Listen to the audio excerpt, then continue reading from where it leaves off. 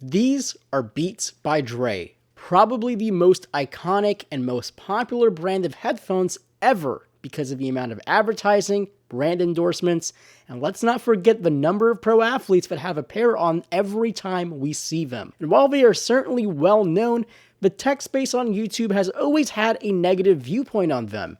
Yes, they are expensive, but is it the only reason, or are these some really crappy headphones with a really big price tag? Well, I'm definitely no expert, but I have been fine-tuning my taste for audio delivery over the past few years.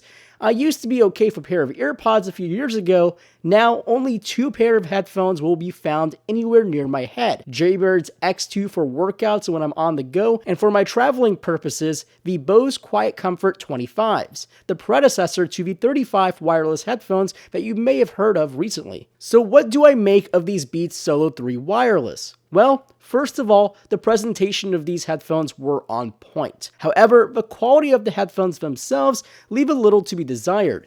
The construction is hard plastic. Now, it doesn't feel cheap, but it also doesn't feel like a pair of $300 headphones. Plus, they feel a whole lot more brittle than my Bose Quiet Comforts. The Bose pair I can stretch and move around in any direction without the fear of snapping them in half. The Beats, not so much. The headband on the Beats are also not as comfortable as the ones found on my Bose.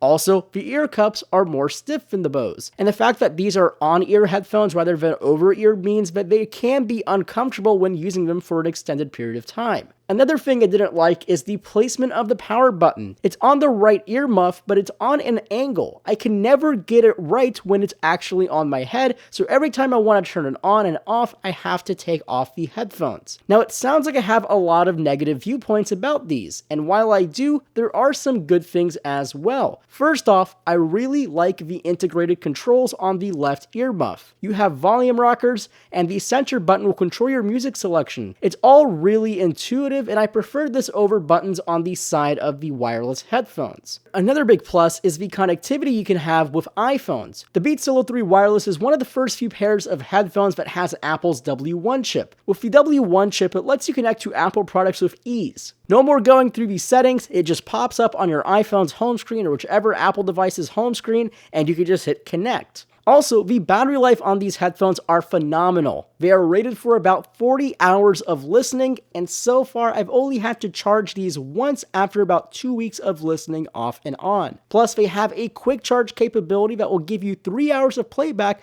with a 5-minute charge. Now that's going to be super useful on those gym visits. Now we get to the tough stuff, sound quality. Again, I'm no audiophile, but these sound, well, just fine. I said it.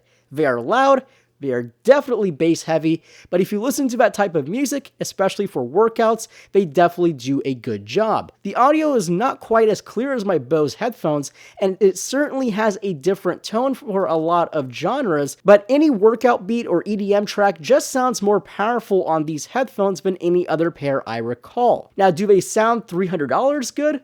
No. They are probably a $150 to $200 pair of headphones in terms of sound quality. Build and ergonomics, they probably feel like a $100 pair. Though packaging, those definitely feel the price tag. But you don't go around listening to the box now, do you? So those are my thoughts on these super controversial pair of headphones.